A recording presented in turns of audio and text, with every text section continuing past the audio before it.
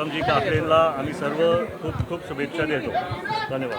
दादा, ते जवळचे मित्र आहेत म्हणून तिकीट दिलं गेलं असं आरोप होत आहेत, काय खरं आहे? तुम्ही म्हणाला होतात निष्ठावान कार्यकर्त्याला संधी. निष्ठावंतांची समजूत कशी काढणार? बरोबर आहे, पण पक्षातल्या वरिष्ठ नेत्यांनी एकत्रित येऊन हा निर्णय घेतला. त्याच्यात मी सातत्याने बोलत आलो आहे की मी कार्यकर्ता म्हणून सगळ्याच कार्यकर्त्यांसाठी आणि लोकांसाठी काम करतो. मी जनता दरबार घेतो आहे.